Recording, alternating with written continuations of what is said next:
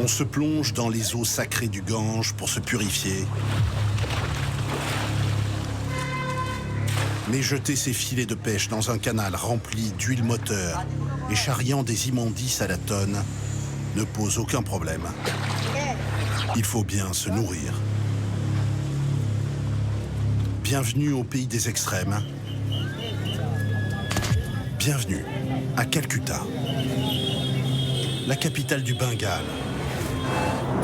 Métropole aux 20 millions d'habitants, congestionnée du matin au soir.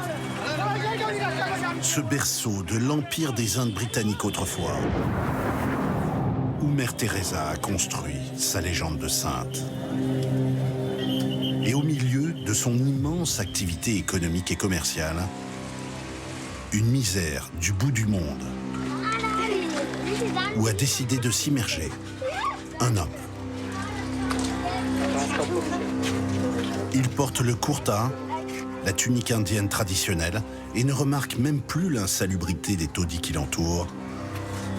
Ce Français a tout quitté pour vivre au milieu des plus pauvres, à 8000 km de chez lui. Comment elle s'appelle? Elle a quel âge? 6 mois environ. Aujourd'hui, Laurent Bissara rend visite aux femmes enceintes et aux nouveau-nés pour leur prodiguer soins et recommandations. Est-ce qu'elle boit bien?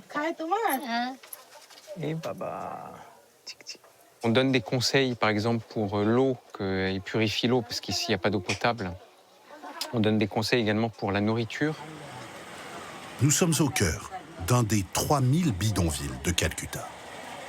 Des milliers de familles s'entassent dans ces quartiers avec des logements absolument minuscules. Il y a une pièce pour cuisiner et pour dormir. Donc, une fois qu'elle a fini de cuisiner, elle enlève tout et elle peut étendre son matelas. C'est ici qu'elle dort C'est ici et qu'elle qu'elle dort. cuisine. Oui. Kitne log, il y a 3 personnes qui dorment ici. 3 personnes dorment 3 personnes qui dorment dans cet pièce. espace. Oui. Un peu plus loin, il y a Oshima. Elle vivait dans ce 4 mètres carrés avec sa mère, jusqu'à ce que cette dernière confie son destin à celui qu'on appelle ici Father. Vous savez, elle va devenir médecin un jour. Docteur Hobe, hote pare. Pour rejoindre comme pensionnaire le centre éducatif dont il s'occupe et qui la sortira de l'indigence. Prêtre missionnaire, le père Laurent a repris la direction de cette œuvre de charité fondée il y a 50 ans. Les enfants des bidonvilles y sont accueillis, nourris, scolarisés. Presque tous sont hindous ou musulmans, mais font la prière des catholiques. Un syncrétisme voulu par un autre père, François Laborde, lui aussi français, qui fut jadis à l'origine d'une histoire qui a fait le tour du monde. C'est lui qui a inspiré le livre La Cité de la Joie, avec l'histoire de ce prêtre qui vient vivre au milieu des plus pauvres, qui vient non pas seulement les aider, mais être à leur côté. La Cité de la Joie, un livre et un film réalisé il y a plus de 30 ans qui racontent le destin des habitants des slums, les quartiers les plus défavorisés. Or, leur sort n'a pas réellement changé. Beaucoup sont issus de l'exode rural, fuyant les calamités naturelles, typhons, sécheresses qui ont dévasté leur campagne au fil des décennies. Avec un terminus, cette vieille gare datant de l'époque coloniale. Il débarque à Calcutta, dans ce lieu. Pardon, monsieur. Et au milieu de cette multitude, on retrouve tous ceux qui viennent ici, dans cette gigantesque métropole où chacun espère améliorer sa condition. Parmi les nouveaux arrivants, il y a les moins chanceux, qui, faute de place, n'ont d'autre choix que de s'installer à même les voies de chemin de fer. Au milieu des détritus, toute une communauté de sans-abri. Hello. Pourquoi vivent-ils ici? Parce qu'ils n'ont pas d'argent. Mais il y a des trains qui passent à cet endroit. Oui, mais ils se poussent. À très petite vitesse, le convoi se ferait un passage à travers ce campement à ciel ouvert. Et quand ces déracinés parviennent à trouver un toit, il s'agit, comme ici, de zones le plus souvent inondées par les pluies de mousson et la montée des eaux du Gange. So this is your neighborhood. Yes, Oui, ça c'est mon quartier. Ça fait longtemps que j'y vis. Yeah. Je dirais au moins 14 ans. Oh wow. Ça c'est une petite échoppe. Oh, small shop. Hello, sir.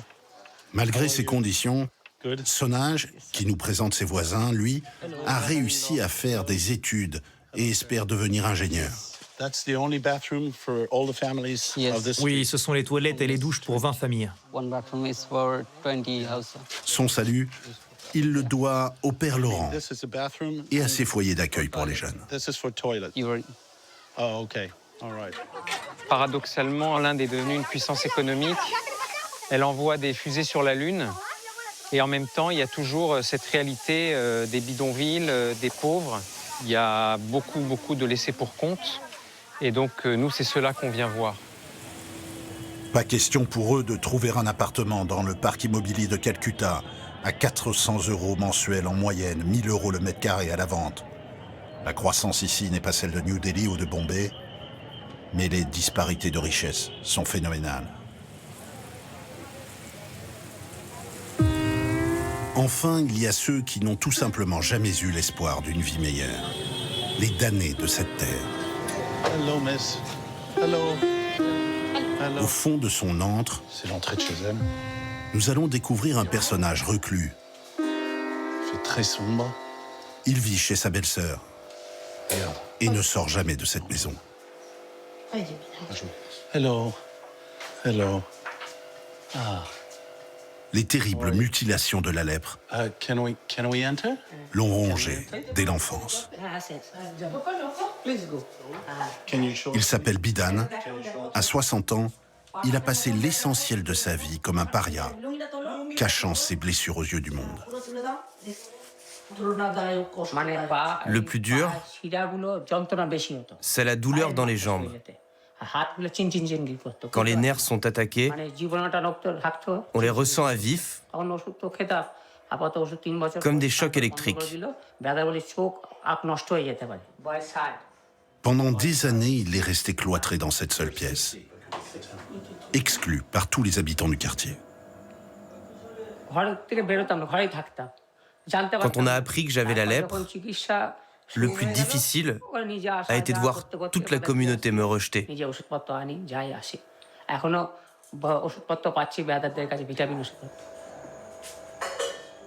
Aujourd'hui guéri, il n'est plus contagieux, mais n'ose toujours pas franchir ne serait-ce que le seuil de la cuisine.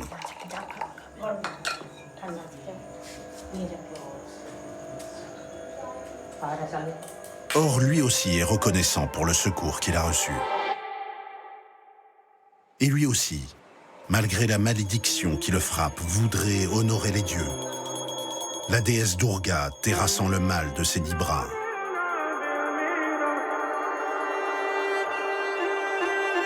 Et voilà ceux que le Père Laurent veut aussi aider. Les jeunes victimes de handicap. C'est plus au nord, loin des bidonvilles, que son ONG a installé un site qui leur est dévolu. Au milieu des champs de thé de la région de Darjeeling, là où l'air est plus pur. Les handicaps ici sont physiques ou mentaux, souvent les deux, et souvent dus aux conditions de vie dégradées dans lesquelles leurs familles vivent depuis des générations. On vient compenser un manque parce qu'il n'y a pas de prise en charge. Et surtout, on vient à l'aide des plus pauvres, parce que ceux qui ont de l'argent, bon, ils arrivent toujours à trouver une solution. Mais les plus pauvres, c'est non seulement ceux qui n'ont pas les moyens économiques, mais ce sont ceux qui ont peur d'approcher les institutions, les hôpitaux. Et finalement, ils n'arrivent pas à obtenir les soins qu'ils pourraient obtenir en théorie. Et ici, oui. Ici, oui. Une chose est sûre, il ne quitterait pour rien au monde cette Inde dont il a découvert la richesse humaine à travers ses plus démunis. Géant démographique dont la population fera plus du double de celle de la Chine d'ici la fin du siècle et qui conserve tous ses mystères.